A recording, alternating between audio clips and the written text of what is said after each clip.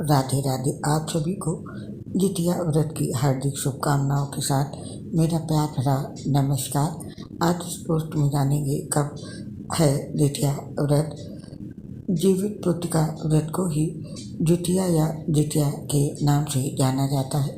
प्रत्येक वर्ष से व्रत अष्टमी कृष्ण पक्ष की अष्टमी को ये व्रत मनाया जाता है।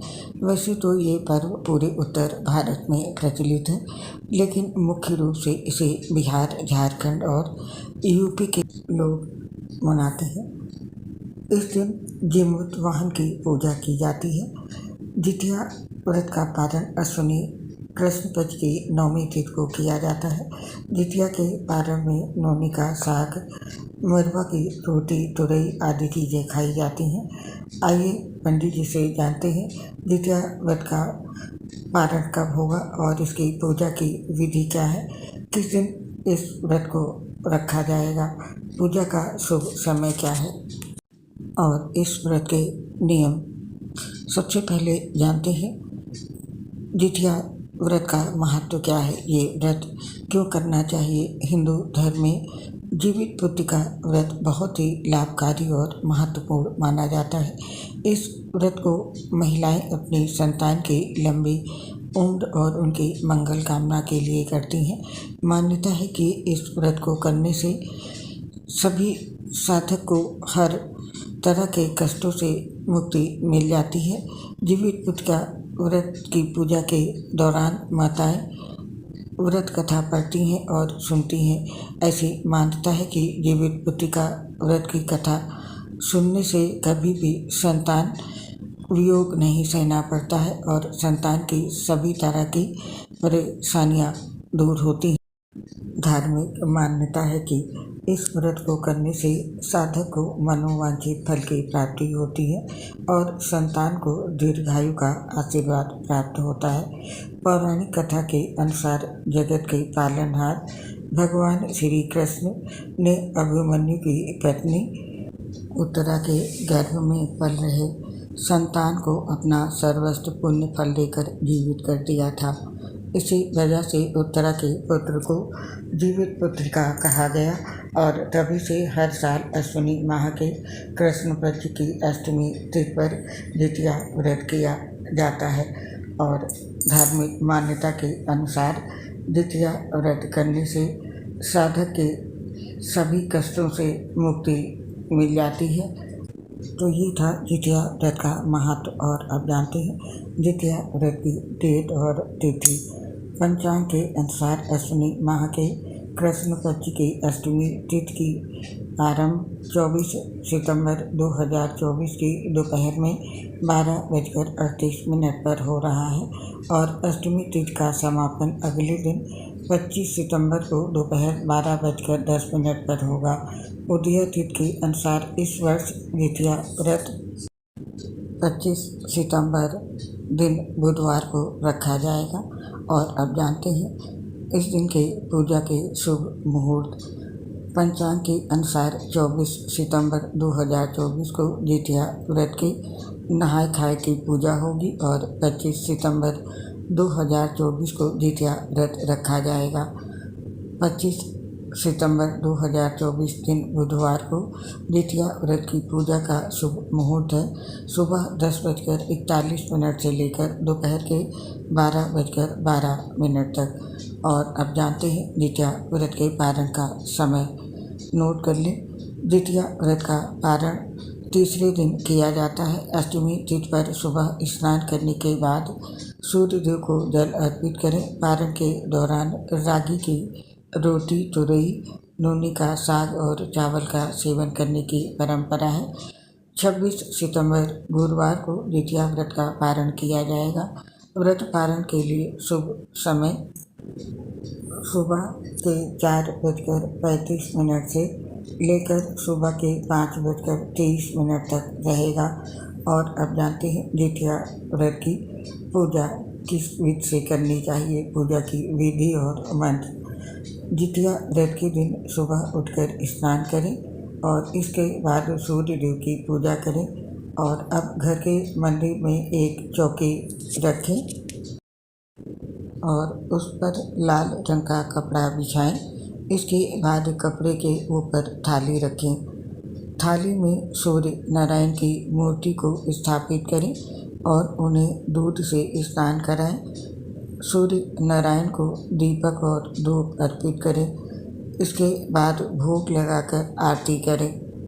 अब मिट्टी या गाय के गोबर से सियार व चील की मूर्ति बनाएं और कुशा से बनी जीमूत वाहन की प्रतिमा की पूजा करें। इसके बाद जीमूत वाहन की प्रतिमा को धूप, दीप, फूल और चावल अर्पित करें। द्वितीया व्रत की कथा सुनें और प्रणाम कर संतान की लंबी उम्र की प्रार्थना करें। और ये है द्वितीया व्रत के मंत्र। कर्पूर गौरम करुणावतारम संसार सारम भुजगेन्द्रहारम सदा वसंतम हृदयारविंदे भवम भवानी सहितम नमामि। दूसरा मंत्र है सर्व मंगल मांगल्ये शिवे सर्वार्थ साधिके शरण्ये त्र्यंबके गौरी नारायणी नमस्तुते। और तीसरा मंत्र है वसुदेव सुतम देवम कंस चाणूरमर्दनम देवकी परमानंदम कृष्णम वंदे जगद्गुरुम। तो ये थे मंत्र। इनका द्वितीया व्रत की पूजा के समय जप करें। और अब जान लेते हैं द्वितीया व्रत के क्या नियम है। द्वितीया व्रत करने वालों को इन नियमों का पालन करना होता है। ये व्रत पूरे नियम और विधि विधान के साथ किया जाता है। इस व्रत को घर में पहले सास रखती है, फिर बहू के द्वारा इस व्रत को रखा जाता है। एक बार द्वितीया व्रत करने के बाद उसे बीच में नहीं छोड़ा जाता। इस व्रत को हर साल करने की परंपरा है। यदि किसी घर पे कोई महिला इस व्रत को रखना शुरू करती है तो उसके बाद उसकी बहू को इस व्रत को रखने की परंपरा को आगे बढ़ाते हुए ये व्रत रखना चाहिए। और इसका अगला नियम होता है नहाए खाए। द्वितीया व्रत से एक दिन पहले महिलाएं स्नान करके सात्विक भोजन करती हैं। इसे नहाए खाए कहा जाता है। इस दिन केवल एक बार भोजन करने की परंपरा होती है। और द्वितीया व्रत का अगला नियम है निर्जला व्रत। नहाए खाए के अगले दिन इस व्रत को बिना अन्न और जल के रखा जाता है। ये निर्जला व्रत होता है जिसे पूरा दिन और पूरी रात बिना भोजन और पानी के व्रत रखा जाता है। इस दिन स्नान करने के बाद पूरे दिन विधि विधान से व्रत रखना चाहिए। इस दिन गंधर्व राजकुमार जीमूत वाहन की कुछ से बनी हुई मूर्ति की पूजा करनी चाहिए और शाम के समय कथा सुननी चाहिए। द्वितीया व्रत में चील और सियार की गाय के गोबर से मूर्ति बनाकर उनकी विशेष रूप से पूजा करने की परंपरा है। और इस व्रत का अगला नियम व्रत का पारण है। इस बात का विशेष ध्यान रखना चाहिए कि इस व्रत में पूरे दिन कुछ खाए या पिए नहीं। और इस व्रत का विशेष नियम ये माना जाता है, इस व्रत का पारण नवमी तिथि वाले दिन स्नान और पूजा पाठ करने के बाद करना चाहिए। और अगला नियम है तामसिक चीज़ों का सेवन ना करना। द्वितीया व्रत के दिन भूलकर भी तामसिक चीज़ों का सेवन नहीं करना चाहिए। इस दिन किसी भी प्रकार का नशा नहीं करना चाहिए। साथ ही लहसुन इत्यादि जैसी तामसिक चीज़ों का सेवन बिल्कुल भी ना करें। और अगला नियम है द्वितीया व्रत का ब्रह्मचर्य का पालन करना। द्वितीया व्रत के दौरान पूरी तरह से ब्रह्मचर्य का पालन करना चाहिए और भूलकर भी इस दिन घर में लड़ाई झगड़ा नहीं करना चाहिए। और अगला नियम कठिन नियम है। मान्यता है इस व्रत को पालन करने वाली महिलाओं को व्रत के दिन बिस्तर पर नहीं सोना चाहिए और व्रत के दौरान भूमि पर ही विश्राम करना चाहिए। तो यदि आप द्वितीया व्रत करना चाहती हैं तो इन सभी नियमों का आपको पालन करना चाहिए। ये इस व्रत के विशेष नियम हैं जो कि हर व्रत करने वाले को अवश्य पालन करनी चाहिए। अब हमें इस पोस्ट को समाप्त करने की आज्ञा दीजिए। आप सभी को द्वितीया व्रत की ढेर सारी शुभकामनाएं। माता पार्वती और भोलेनाथ का आशीर्वाद आप और आपके पूरे परिवार पर सदैव बना रहे, इसी कामना से इस पोस्ट को समाप्त करते हैं। दोस्तों, आपसे अपनी एक समस्या शेयर करना चाहते हैं। हम लीवर सिरोसिस सहित गंभीर बीमारी से ग्रसित हैं, जिसकी वजह से पोस्ट बनाते समय काफ़ी दिक्कत होती है।